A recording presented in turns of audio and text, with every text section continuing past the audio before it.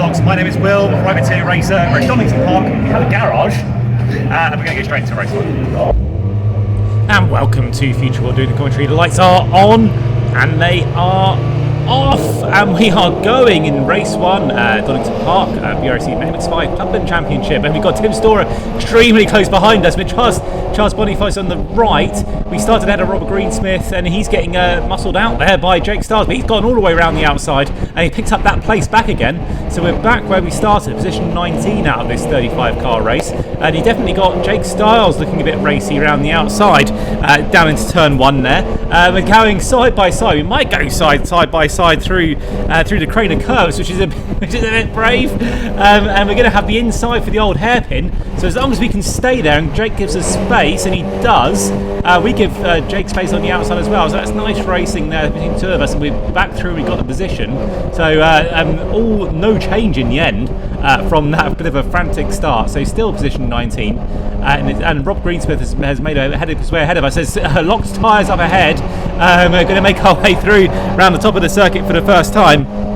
And you got cars up ahead looking a bit racy, looking a bit close together, and as we go through you can see there's contact up ahead and there's cars facing the wrong way in front of us. We've hit the brakes, and Charles Boniface, and I think that's number 10, that's Andrew McGregor in number 10, who's made his way through, and that and Russell Haley as well, and as well on the outside. Russell in that orange livery car, and we're always side by side as we go through the chicane. And I was paying attention behind, and that gap was always going to close there, so I had to hit the brakes again, which means that there's numerous cars behind looking to make a way through. Russell there on the outside, not a place to park, really around the outside of the Melbourne hairpin.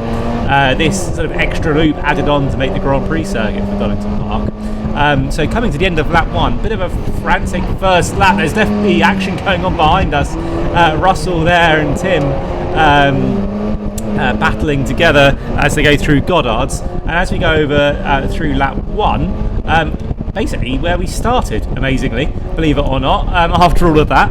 And we are going to skip ahead because the next lap or two, so we're going, there you are, magically transported to lap 3. And up ahead, there is a car on the grass. I don't quite know how that's happened, but it's going to be very tight on the exit. So we have given a bit of, had to give room there on the exit. That's Luke Souch in car 291, who must have had a bit of an issue somehow coming, I don't know what's happened, but he's going to basically make his way straight back through. He had the inside line, I didn't really cover it off. I knew Luke was going to be faster, so I think the strategy here is really to try and follow Luke through, if we can stick with him and try and not lose any more places. Not really aware of the position you're in. No one was holding out the pit wall. We are going to skip ahead later in the lap, and as you can see, Luke's going to make his way past, maybe around the outside. Bit of an unconventional manoeuvre. He's been given space around the outside, and he's taken full advantage. So we are going to go up through to Coppice now, and yeah, we're not going to be able to follow Luke through, unfortunately. But we are going to be put under pressure from behind because this battling up ahead has slowed us up a bit. So we did a 1:59 in qualifying, as you probably saw. We're now doing to 2 minutes ish, and there's no real way through, as you can see up ahead. I think that's number 10 and Andrew McGregor again behind, and we've got number 11 behind us, looking pretty racy as well. That's Paul McCurlin behind us, up ahead, and making his way through. Russell there in car 99 from a long way back.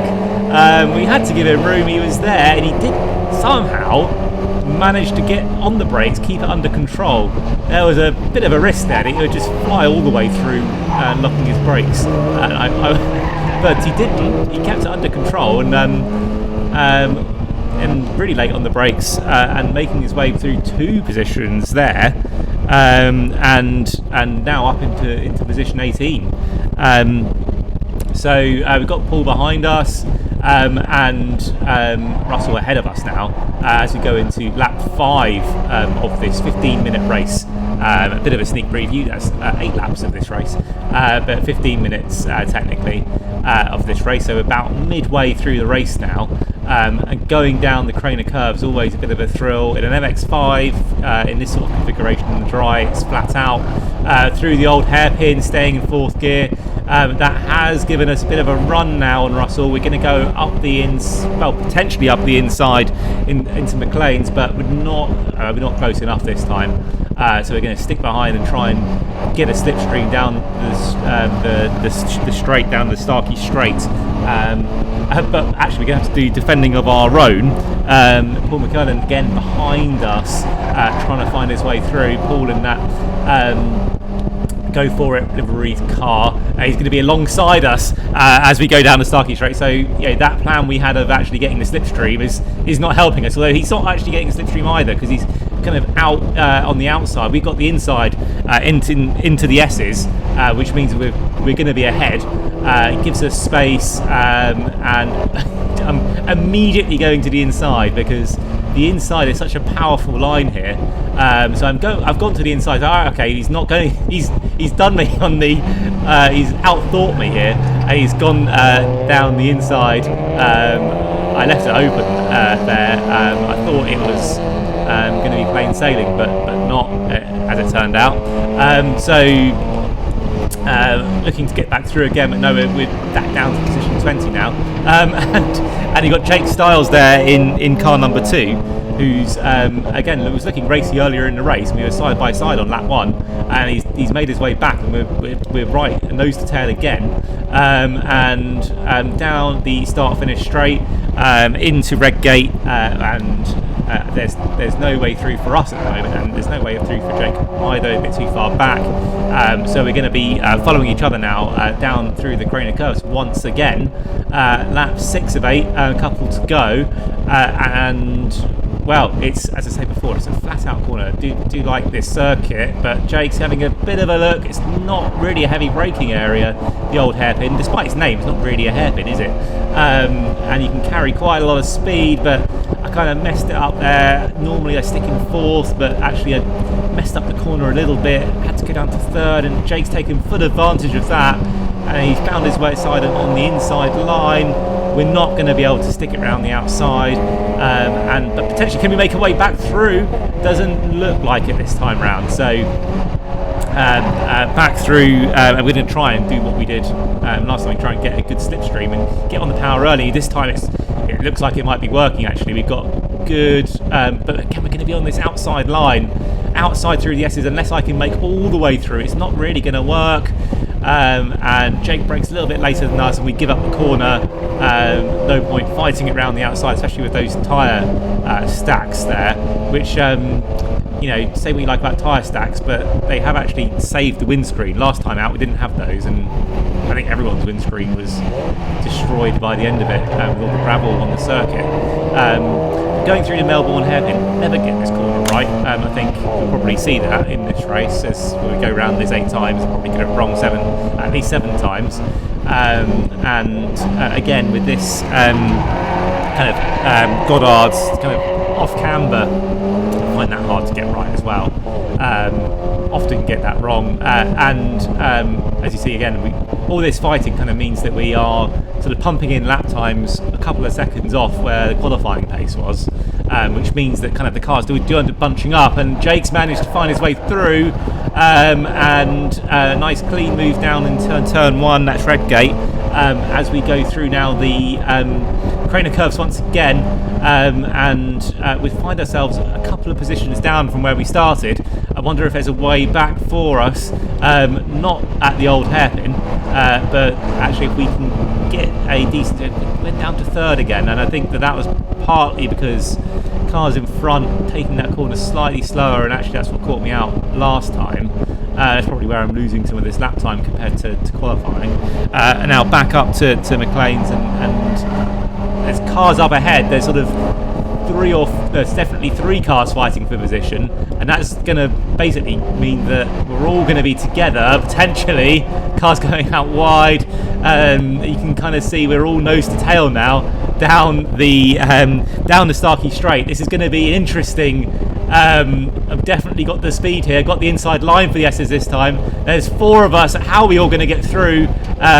4 into 1 does not going to go. And it's side by side really, yes, with Russell. He gives us space. And there's car swapping positions all over the place. It's very difficult to keep track of it all. But we end up 1, I think, as a result of all of that. And behind Russell, we're going to lose another one down on the inside.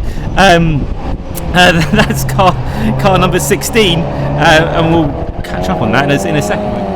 But I think we lose that position again, so we're back down to 21. So after all of that, some decent passes, but we actually end up. That's Shay Pearson in car number 16. He's made his way up again, so Shay's had a good couple of corners there, making his way up basically, 2-3 positions. It's difficult to keep track of who's in what position right now. We're down in position 21, so we're actually down a couple of positions from where we started. Shay and Russell are side by side into Redgate. Shay with the inside line. Russell's going to try and switch back, but Shay's covered off the apex there, and that has mean Russell has got a slow exit. We haven't. There's no real way through unless you want to go side by side through Craner curves, which at this point in the race, probably not. And actually, in so doing, we've kind of let him go a bit. But obviously, fighting through the old hairpin has made it really slow. So we're now side by side with Russell as we go up the hill. Now, and this is going to be basically turning into the inside line for McLaren's. But he's braking really late, but he hasn't been able to make the corner really, so he's way out wide. He loses 2 positions in that. Is he going to make his way back through? No, we've got this position secure. This is the last lap, remember. So we've got 2 cars fighting for position behind us. That might just well save us because up ahead, it looks like Shay's made his way ahead now. So he's in this sort of fighting between the 3 of us here. Shay's been able to make a bit of a gap. I know Russell's been really good on the brakes, as you saw a couple of laps ago, sort of diving his way down on the inside. So really, even though it looks like a long way back, is he going to come through?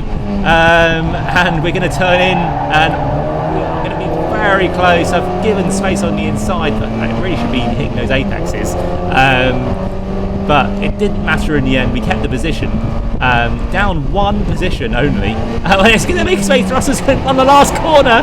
He's going to try and make his way through. We're side by side. I don't think that's going to work. It came from a long way back, but he doesn't make his way through in the end. We do cross the line in position 20. We're going to go on to race 2 next. That'll be out next week. So keep tuned for that. Thanks very much for watching.